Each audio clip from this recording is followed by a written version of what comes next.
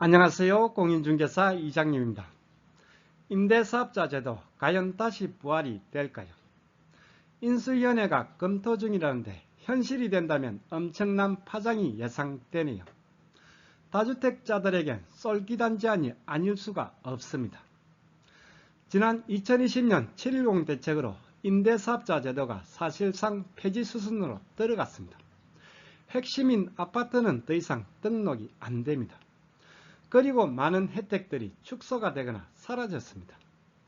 임대사업자 제도를 다시 부활시키겠다고 하는데 이번 시간에는 지금 현재 임대사업자로 등록을 하면 어떤 혜택들이 남아있는지 하나씩 정리를 해 보겠습니다. 지금 임대 등록하고 계신 분 그리고 관심 있는 분 이번 영상 끝까지 봐주시기 바랍니다. 구독, 좋아요는 필수입니다. 시작하겠습니다. 한때 장려를 했던 임대사업자 제도, 많은 논란 속에 계속해서 혜택이 축소가 되어 왔습니다. 2020년 7.10 대책을 기점으로 사실상 폐지 수순을 밟았습니다. 핵심인 아파트는 더 이상 등록이 불가합니다. 이렇게 꺼져가던 임대사업자 제도, 다시 부활시킨다는 얘기가 나오고 있습니다. 대통령 인수위원회가 소형 아파트까지 확대를 검토한다고 합니다. 부동산 대책이 나올 때마다 빠지지 않고 손질이 된 게 임대사업자의 세제 혜택입니다. 그 중에 대표적인 게 2020년 7.10 대책입니다. 4년 단기와 아파트 8년 장기는 폐지가 되고 자동 말소가 허용되고 그리고 임대기간이 종료가 되면 자동으로 말소가 됩니다. 이렇게 7.10 대책으로 4년 단기는 폐지가 되었습니다. 그리고 아파트는 더 이상 등록이 불가합니다. 지금 현재 임대사업자로 등록하려면 10년 장기로 등록해서 10년의 의무임대를 유지해야 합니다.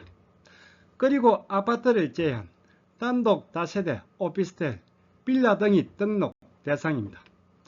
아파트는 등록 자체가 불가입니다. 임대사업자에게 주어지는 혜택이 취득 단계부터 보유 단계 그리고 처분 단계까지 전 부문에 걸쳐 여러 혜택들이 있습니다. 그렇지만 지금은 부동산 대책이 나올 때마다 손질이 되면서 많이 축소가 돼 있습니다. 이번 시간은 그렇게 중요하지 않은 취득세와 재산세는 제외를 하고 나머지 소득세 감면, 종부세 합산 배제, 그리고 양도세 부문에 거주주택 비과세, 양도세 중과배제, 장기보유 특별공제 이 5가지 항목에 대해서 한번 알아보겠습니다.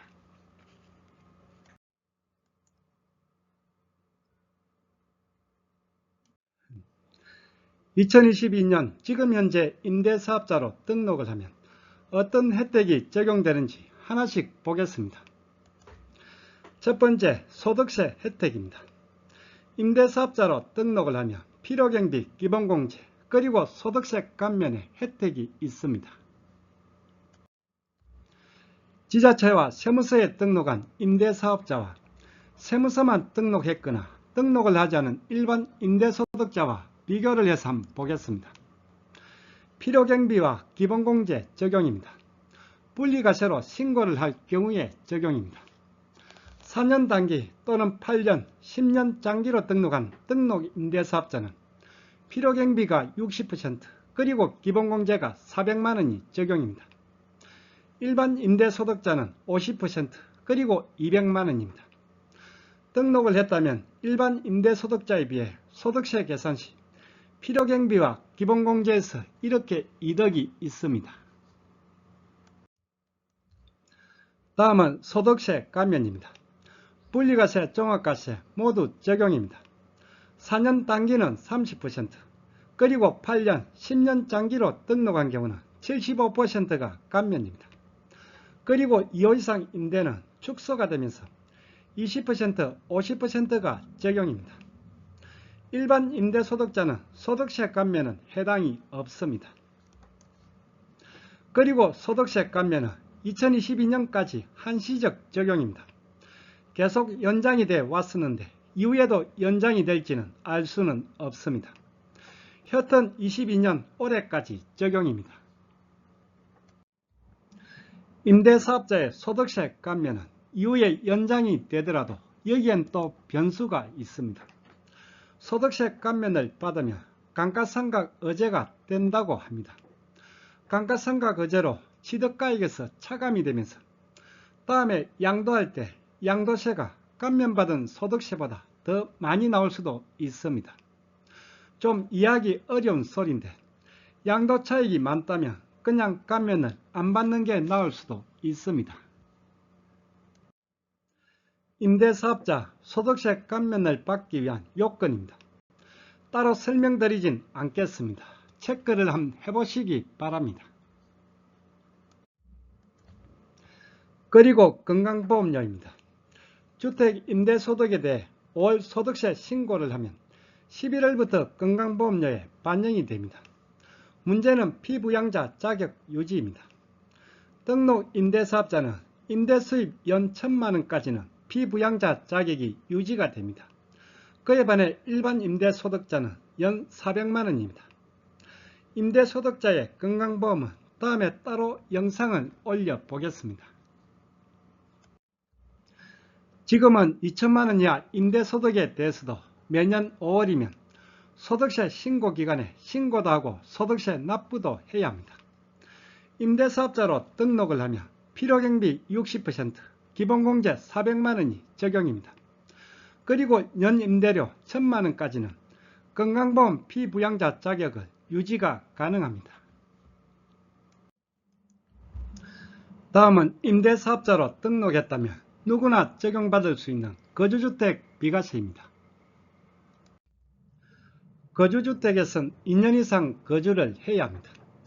조정 비조정 관계없이 2년 거주는 필수입니다.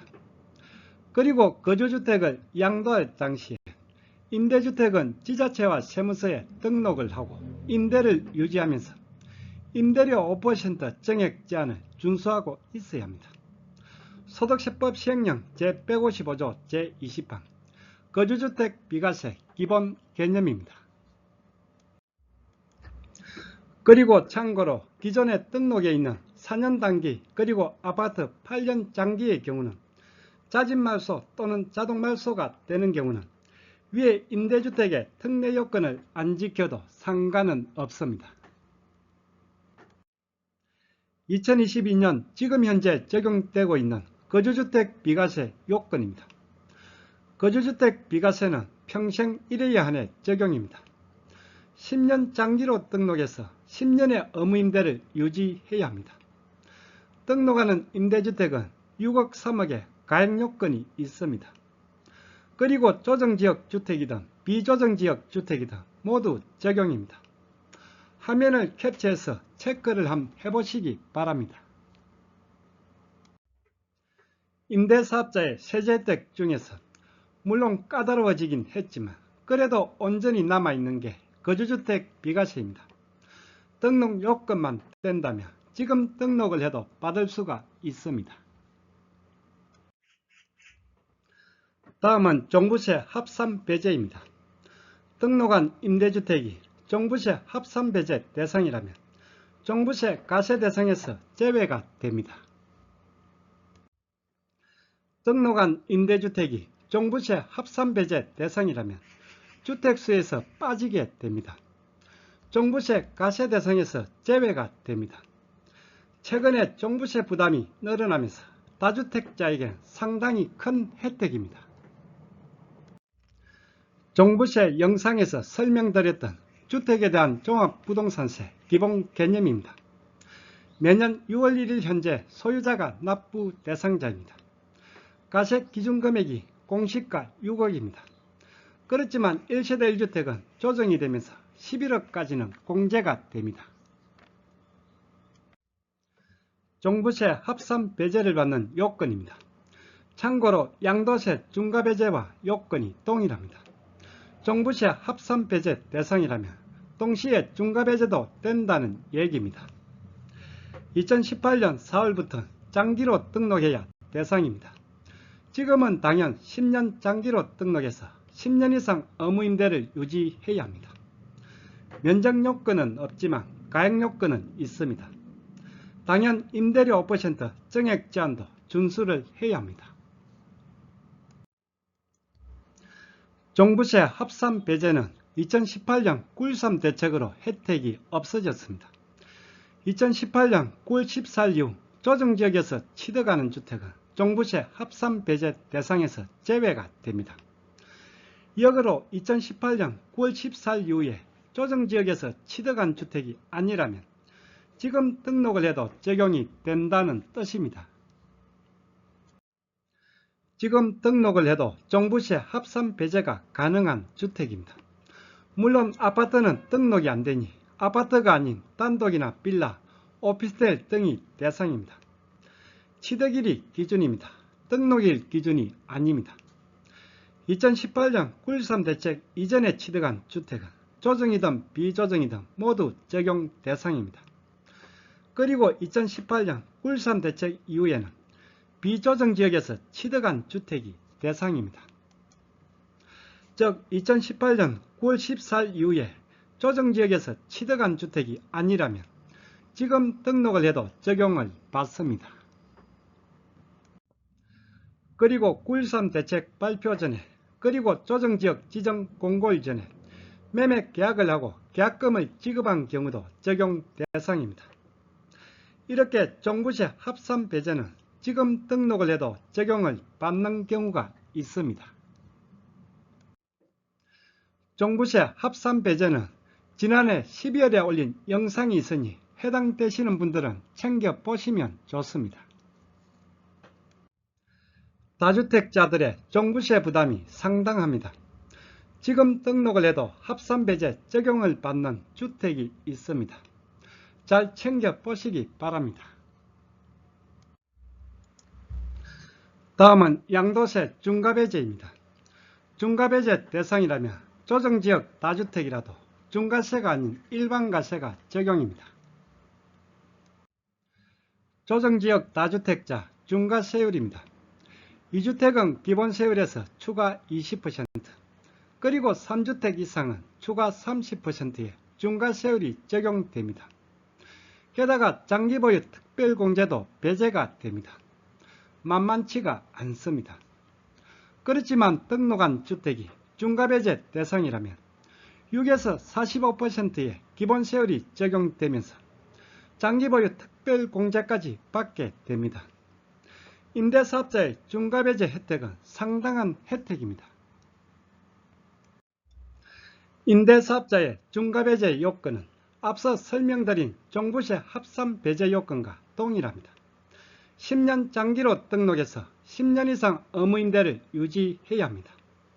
마찬가지로 2018년 9.13 대책 이전에 취득한 조정지역 주택은 지금 등록을 해도 적용 대상입니다.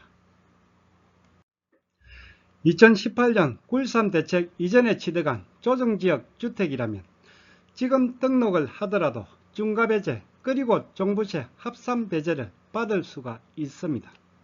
물론 아파트가 아닌 아파트를 제외한 주택을 등록하는 경우입니다.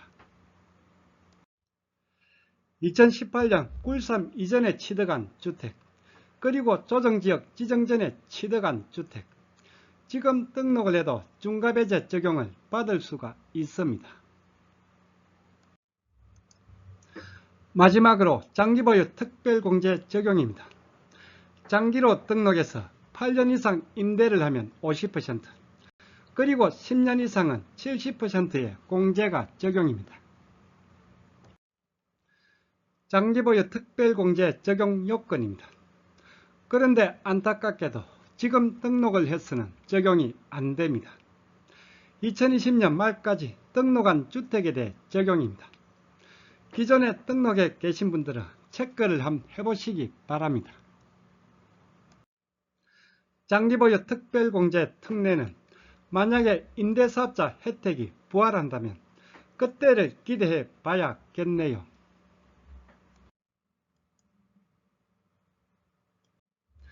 임대사업자의 혜택이 많이 축소가 되었습니다.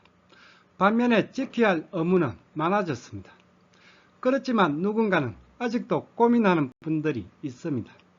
하나씩 잘 따져 보셔야 합니다. 그래도 고민할 수밖에 없는 대상이 2018년 굴산 이전에 취득한 조정지역 주택을 보유하고 계신 분들입니다. 특히 최근에 종부세 부담이 늘면서 고민하는 분들이 많습니다.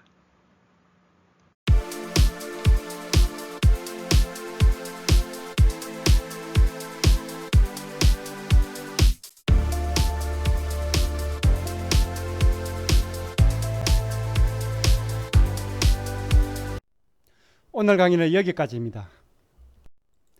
다음 시간에 더 유익한 내용으로 찾아뵙겠습니다. 끝까지 보신 분은 구독 그리고 좋아요 부탁드립니다. 감사합니다.